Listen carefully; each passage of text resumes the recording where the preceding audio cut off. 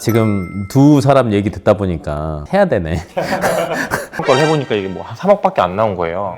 2억 뭐 어디 갔냐. 요청하기 전에 밥도 좀 사고 대표님이 굳이 그렇게까지. 제 세금을 아껴줄 두 사람이었네. 네, 반갑습니다. 재테크 길룡쌤입니다. 돈수다 에피소드 1편 보고 오셨을 건데 이제 2편입니다. 저희가 1편 때는 세무사님 입장으로 이야기를 조금 많이 했고요. 저승사자, 나 이런 일 했던 사람이다, 조심해라, 이런 얘기들 했죠. 근데 이제 2편에서는 저희가 감정평가사님한테 조금 질문을 많이 드려볼까 합니다. 첫 번째 때 어렵지 않았잖아요. 네, 그렇죠. 맞습니다. 두 번째는 저희가 가격 이야기를 조금 하려고 해요. 왜냐면 이제 감정평가에 대해서 저희가 1편에서 이야기를 하긴 했지만 시세도 이야기하고 공시지가도 이야기하고 했지만 사실은 가격이 이게 다는 아니잖아요. 하나 더 있잖아요. 집 하나에도 가격이 3개가 있다, 이런 이야기가 있는 것처럼 그런 이야기들을 한번 해볼까 하는데, 시세, 공시가, 감정가, 대표적으로 이 3개가 있잖아요. 약간 이제 혼동하실 수 있는 부분은 뭐냐면 호가랑 시세는 좀 다른 거예요. 호가랑 시세가 달라요? 호가는 말 그대로 부르는 값, 이걸 호가라고 하는 거고요. 시세는 이제 실제 신고된 금액을 거래 금액으로 한 금액, 요게 이제 시세라고 볼 수 있을 것 같아요. 예를 들면은 첫 번째로는 대출을 한번 생각을 해볼 수가 있거든요. 내가 이제 아파트를 갖고 있는데 내 돈으로 다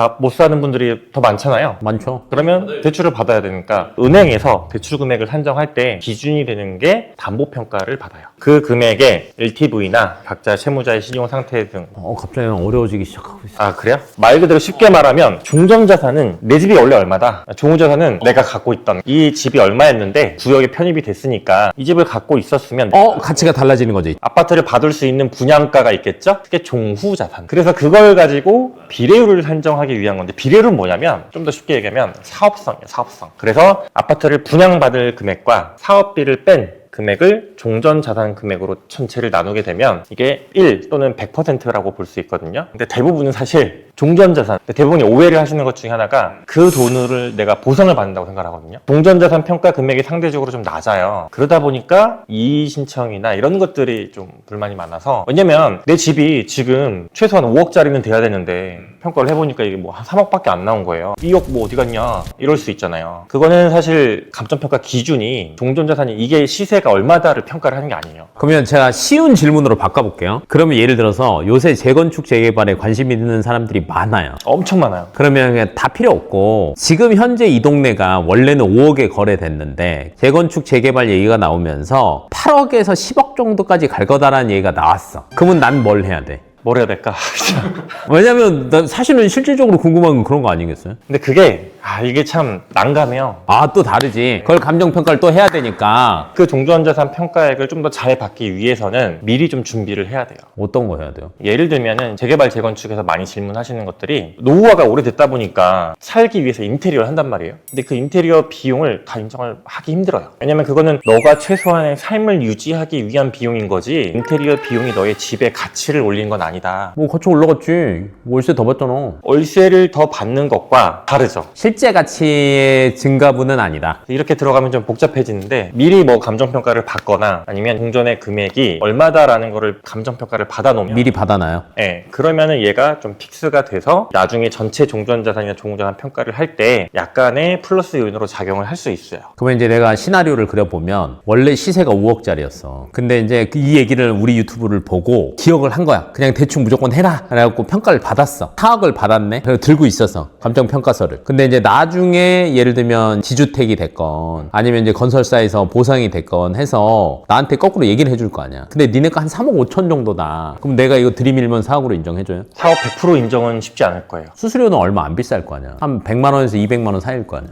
4억짜리면은 100만 원이 안 될게요. 그럼 100만 원 안 되는데 예를 들면 나중에 몇천 원 더 받을 수 있는 거니까 충분히 할만하지. 꼬마 빌딩은 거의 무조건 받아야 된다. 그거는 제가 이제 답변을 딱 솔직하게 달려다가 또 질문을 이제 해주시니까, 아파트 꼬마 빌딩이 중요한 게 아니에요. 일부에서 잠깐 얘기했던 공시의 가격과 시세 차이가 큰 게 첫 번째 포인트인 거고, 그런데 아파트는 잘 보시면 시세도 좀 있고 토지랑 건물로 되어 있기 때문에 토지의 모양에 따라서 굉장히 많이 차이가 나요. 도로도 4m 도로에 접했냐, 6m에 접했냐, 8m에 접했냐, 이거에 따라 격차가 다 나요. 요새 이제 핫한 뭐 성수 연무장길 이런 데 가다 보면은 그 메인 길과 그 한 블럭만 들어가도 거의 반토막 나거든요, 가격이. 토지에 대한 개별성들이 워낙 크기 때문에 그래서 얘네들이 더 일반적인 시세를 알기가 어렵다 보니까 감정평가를 받아 놓으면, 그러니까 감정평가는 소위 말해서 케이스 인증마크 같은 거예요. 이거 얼마다 딱 찍어주는 거거든요. 그래서 그걸로 받아 놓게 되면 좀 유리하게 많이 활용을 할 수가 있죠. 그냥 때리는 입장이야. 그러면은 진짜 그렇게 많이 때려요?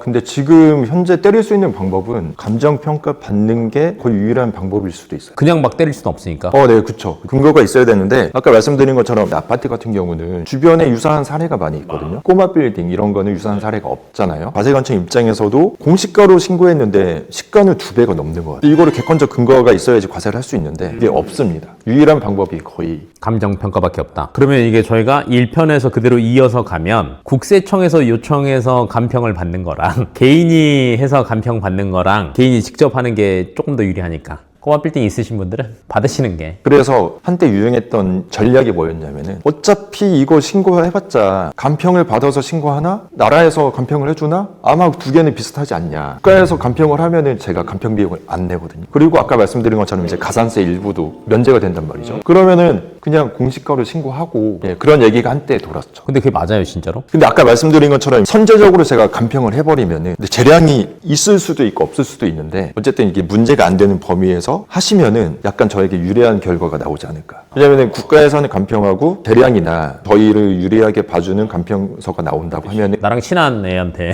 얘기해서 그거를 세액으로 역산해서 계산해보면은 평균적으로 얼마가 절약될 수 있다는 게 알 수는 있죠. 왜냐면 50억짜리 건물인데 예를 들면 국세청이 요청해서 나온 감평 금액이랑 내가 한 감평 금액이 20% 차이가 안 난다라고 하면 세금으로 환산하면 몇 천만 원 아끼는 거잖아요. 증여세면은 그냥 50%로 반띵이라고 생각하시면 돼요. 네. 그럼 난 받아. 개인이 이제 의뢰를 하면 500만 원까지가 공제가 돼요. 개인 그 소득공제로 오, 그냥 까주는 거예요? 나중에 이제 세금 계산할 때 500만 원까지는 공제가 되기 때문에. 아, 그럼 어차피 돈 들여봤자 그 돈은 까주네? 왜냐면 내가 지금 나 50억짜리 건물주로 지금 빙의했거든. 내가 지금 맡기냐 마냐를 지금 고민하고 있는 시기예요. 제가 막 임의로 계산하는 게 아니라 정해져 있어요, 법에. 나 이거 듣고 난 판단할게. 50억 정도면은 지금 부가세 포함해서 한 대충 500만 원 정도 나와요. 아, 근데 두 군데 해야 된다며. 각각 500. 그럼 그 중에 이제 500은 공제해주고 500은 내 돈 들어가는 거네. 근데 그 500을 들여서 내 돈을 아끼느냐? 500만 원 주고 몇 억 아끼는 거면 해야지. 저라면 무조건 할 것 같기도 하고. 지금 두 사람 얘기 듣다 보니까 해야 되네.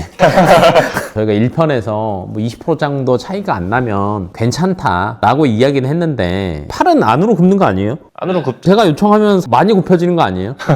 여기서 사실 일부 수수료를 더 이렇게 빼고 하시는 거는 재량이긴 하죠. 평가사의 재량이긴 한데 그거는 이제 내 돈 안 받고 그냥 하는 거니까 그래, 내 건 얼마 받을 건데? 하시는 거 보고.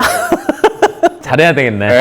아, 요청하기 전에 밥도 좀 사고. 근데 뭐 손님이 굳이 그렇게까지. 그래서 이걸 따져보고 계산을 해서 결정을 하는 게 오히려 더 유리한 경우도 있거든요. 방금 얘기하신 거 조금 더 풀어서 이야기해 주시면 좋을 것 같은데. 제가 이해한 거는 아까 말씀드린 것처럼 10년 주기 그 개념이 있잖아요. 10년 전에 일부의 토지의 지분을 증여를 하고 그 뒤에 또 증여를 10년 지나서 또 하고 돌아가셨을 때 나머지를 받고 이렇게 하면 분산이 되기 때문에 누진세율을 피할 수 있는 건데 그 말씀이시죠? 네, 맞아요. 왜냐면 지방에 땅 가진 지방 유지들이 있거든. 그러면 이제 미리미리 쪼개서 그러면 한도만큼 적정하게 세금 계산을 하라는 거죠. 왜냐면 둘이 뗄래야 뗄 수가 없네. 계속 이렇게 같이 뭔가가 쿵짝이 맞아야 제 세금을 아껴줄 두 사람이었네요. 왜냐면 이제 대부분 사람들 생각할 때는 세무사만 생각하든지 간평사만 생각하든지 이렇게 따로 생각들을 많이 하는데 보통 저만 생각하진 않아요. 저는 빠지거나 세무사님만 하시거나 이런데 토지는 일반적으로 올라가요. 그러면은 이거를 잘 활용하시는 분들이 어떤 식으로 활용을 하냐면 토지를 먼저 줘. 그렇죠. 근데 반대인 경우도 있어요. 건물을 먼저 증여를 해버리면 건물에서 임대료가 나오잖아요.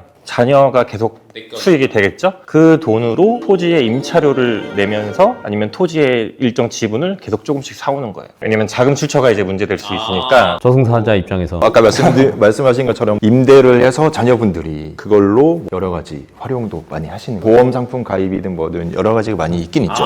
임대료를 받아서 그걸로 종신보험을 가입해가지고 그래서 상속 재원을 마련한다. 자산가분들이 그거를 엄청 많이 활용해요. 그래서 종신보험을 진짜 많이 드세요. 왜냐면 어찌됐건 낸 보험료보다 받는 사망보험이 더 많을 거니까 굳이 그렇게 야금야금 사오는 것보다 이게 더 유리할 수도 있으니까 저희가 돈수다 프로젝트에 전문가가 또 있습니다. 아, 또 이제 이렇게 연결이 되네. 저희 이제 영상 보시는 분들은 이 편만 보고 끝내면 안 돼요. 왜냐면 여기에 또 연관된 다른 전문가들이 저희가 또 대기를 하고 있습니다. 아마 끝까지 보시면은 요거 써먹을 거 많겠구나. 보시는 분들 입장에서도 요거 활용할 수 있는 거 굉장히 많을 거다. 첫 번째 에피소드 할 때보다 두 사람 표정도 좀 밝아졌어. 피곤해서 그래, 피곤해서 빨리 끝내려고. 점점 이제 지쳐가고 있어.